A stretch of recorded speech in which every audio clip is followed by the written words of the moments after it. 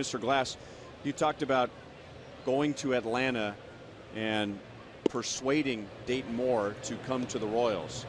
And when Dayton arrived, it seems like, I don't remember the number, but it was about almost immediately about a dozen positions were created, ones that didn't exist before he got here.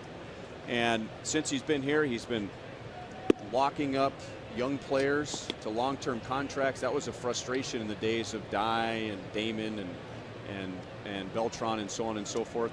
So my question is, has your approach, has your philosophy changed about running the organization since Dayton has been here?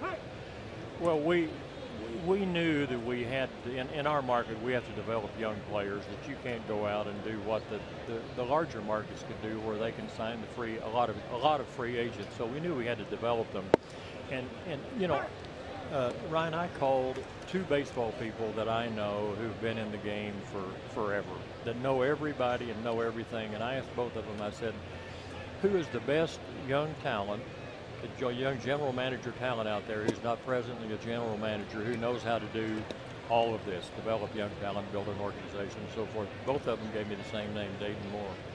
So Dan and I went to Atlanta, and we were fortunate to be able to attract Dayton. And by the way, interesting note, I called John Sherholz and asked permission to talk to Dayton, which is the protocol you go through.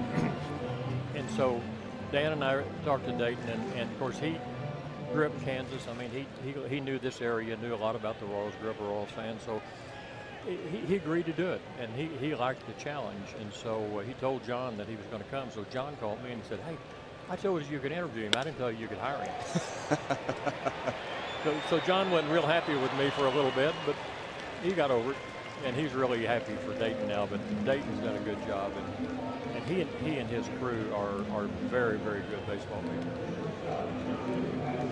Mr. Glass, you provided Dayton with a lot of resources and through the developmental programs that you have in your minor league systems, and you've allowed the extensions of, and you've tied up some really good young players, Salvi, Escobar, and Gordon. And then in previous years, Soria and Billy Butler. That's got to be some hope for these fans here, that they're not getting their free agents and leaving. They're staying because you guys are tying them up. That's got to bode well for the future here. Yeah, we're committed to win. My family, and Dan has done a great job, and you all know Dan well, and he doesn't get a lot of credit, but he's sort of oversees all of this, and I'm sort of in and out. Sometimes they tell me that I come in and help them more than they can stand to be helped, but they've done a really good job of this, and we are committed to two things. Number one, that the Royals are going to be in Kansas City forever. Number two, that we're going to win a championship here, and we're working towards that. It's hard as a fan. When I come here as a fan, I want to complain about any time we don't win. I want to complain, but we're closer than people think. But it is so hard to have patience and wait. If we had you know, a couple of really good starting pitchers this year, or if Paulino hadn't gone down and Duffy hadn't gone down and Soria gone down, we'd have been right in the hunt this year, I think. And of course, in baseball, the old adage is wait till next year. I can't wait till next year. I'm ready. Because of those injuries you talked about with Duffy and Paulino, and with other parts of the game beginning to blossom. I mean, we just watched Alcides Escobar get another base hit. Salvador Perez, a couple of the players that HUD was referring to as far as long-term contracts. I mean, they're blossoming. I think we all believe that Eric Hosmer is going to come back and have a good year next year. Is that what led to the recent statements about improving the starting pitching? Do you feel like there's an urgency that maybe the organic approach maybe needs to be accelerated a bit or supplemented? I'm not sure what we need to do. We'll figure it out. But one thing that I've always said, Ryan, is that if we got to the trade deadline, for example, well, first of all, from an economic standpoint, our family's approach is we don't intend to make any money on the Royals, but we would like to break even. So some years, you know, you're going to lose a little money. Other years, you're going to break even. But we've said that if we're in the hunt come the trade deadline, and there's a piece out there that could help us and get us to the playoffs, we'll step up and do whatever we need to do. Now, in addition to that, during the offseason, you look at it and say, well, the holes we've got next year, how do we fill them? Can we fill them internally, or do we need to go outside? And that's Dayton's call. But I've told Dayton, and Dan has told Dayton, that we're going to support his efforts, whatever he needs to do. I will tell you, as far as pitching goes, it's taking us longer to develop starting pitching than it is position players. And I don't know whether that's good or bad, but a pitcher needs to learn to pitch in the minor leagues. I've seen an awful lot of kids come to this level, get by on sheer physical ability for a little bit, but then they get torched because they haven't learned how to pitch. They need to learn how to pitch. And you've got some kids that I look at in our minor leagues. This Ventura kid that just went to Double-A, in my opinion, he's going to be really exceptional. The Zimmer kid that we just signed, our first-round draft pick, he's going to come really quick. I could go down a list of pitching prospects that I think are learning their craft in the minor leagues, and we could have pushed them up here ahead of their time, but you know, letting them develop and letting them mature and letting them learn how to pitch is the right thing. Think about this.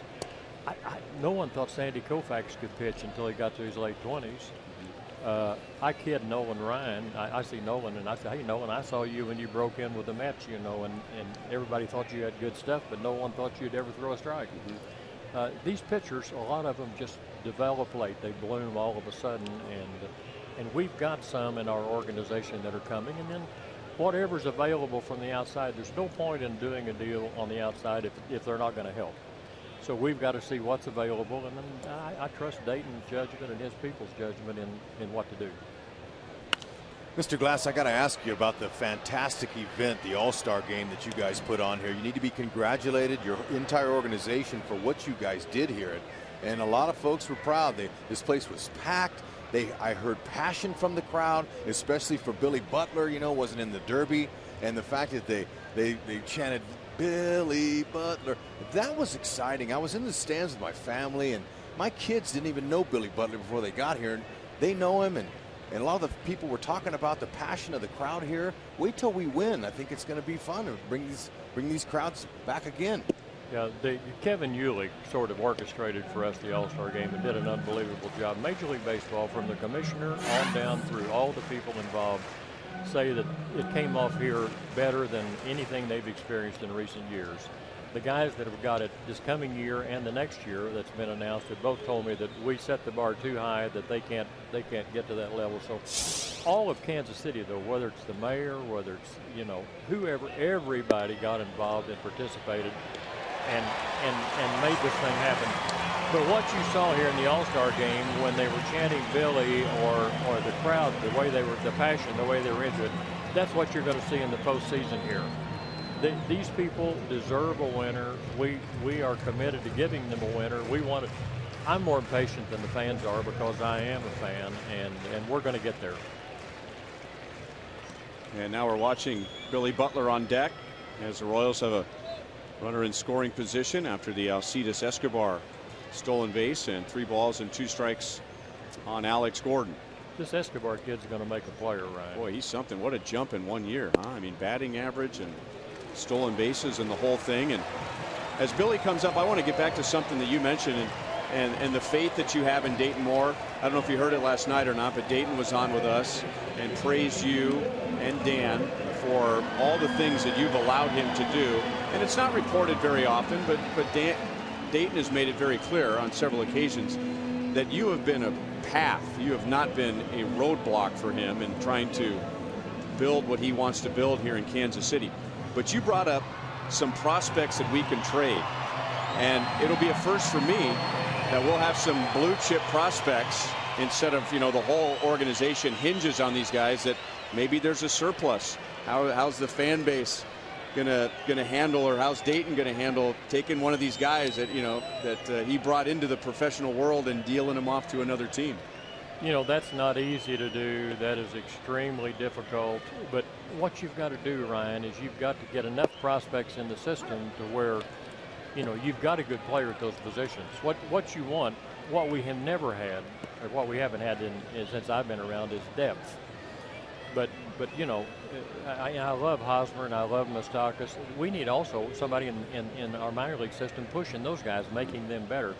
But once you begin to accumulate a number of good prospects, everybody comes calling. They are not only are interested in your blue chip guys, but they're looking at your AA guys and your high A prospects, thinking, or they're noticing how good they are. When you get enough of them, you can afford to trade them. It's when you don't have very many prospects and you give up a couple of the blue chippers, then that's when the fans get upset. Got to be pretty pleased with the trade of Jonathan Sanchez and getting Guthrie and what he's done, and how really pitching coach Dave Island in his first year has done a nice job of helping him turn himself around and having a real nice finish here. Oh yeah, you know, Sanchez and Guthrie's numbers were similar.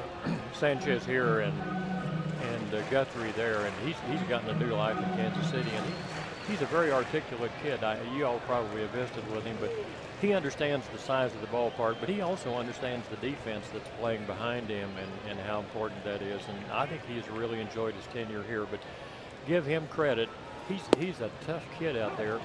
I was in Detroit last week when he pitched up there. He got a 4-1 lead. He gives up the home runs that actually wind up tying the game.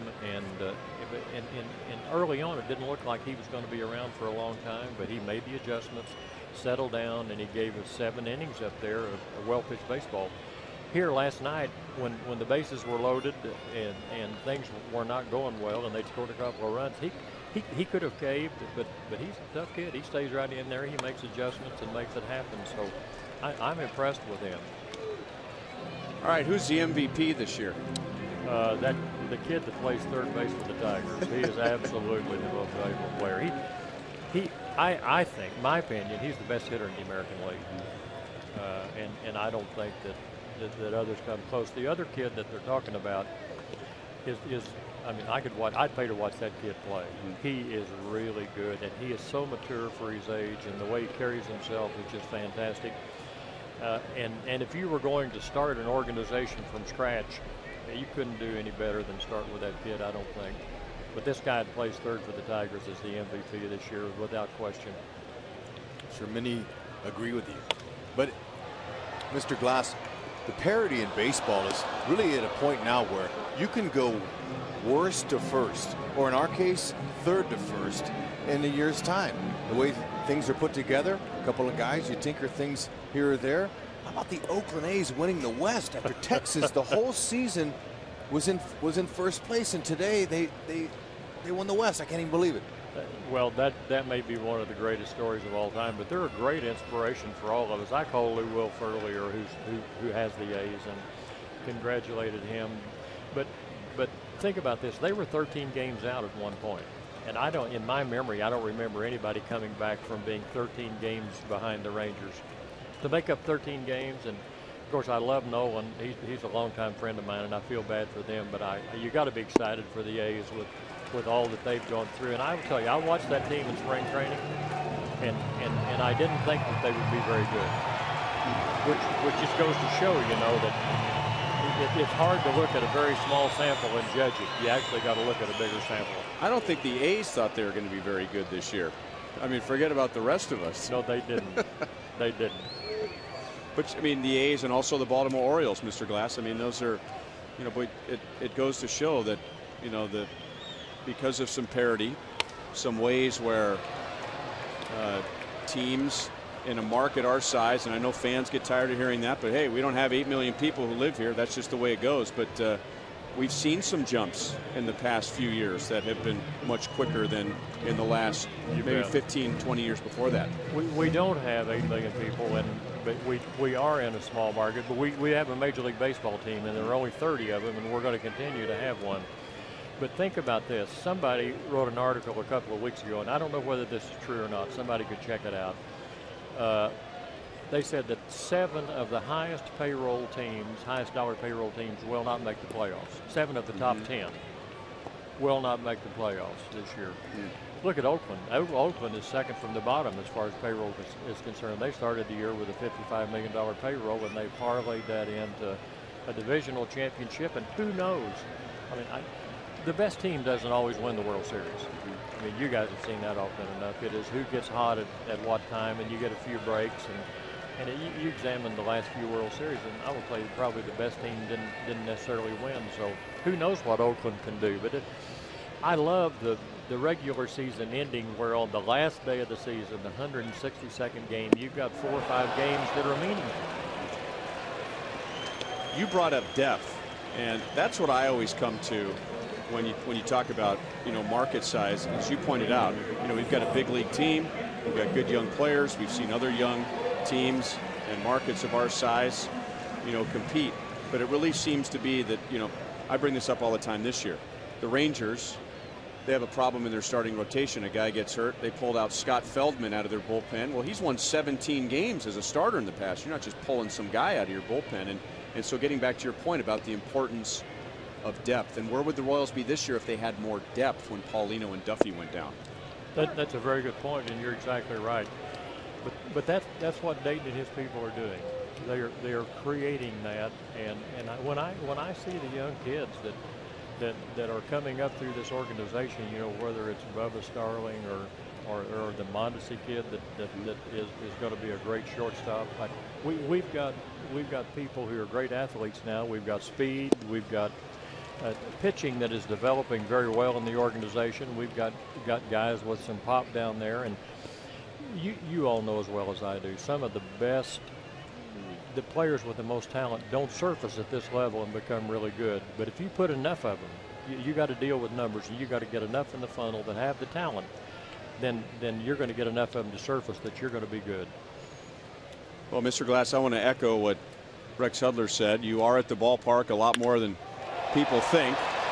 Francoeur launches it to center field, and Jackson makes the play on the warning track. The inning comes to an end. Always enjoy the baseball conversations with you. This is one of our rare ones on the air, but thanks for spending some time with us tonight. Yeah, my pleasure, Ryan. All right. You guys have done a great job this year. We appreciate both of you. Thank you very much for coming up. Thank you, Mr. Glass.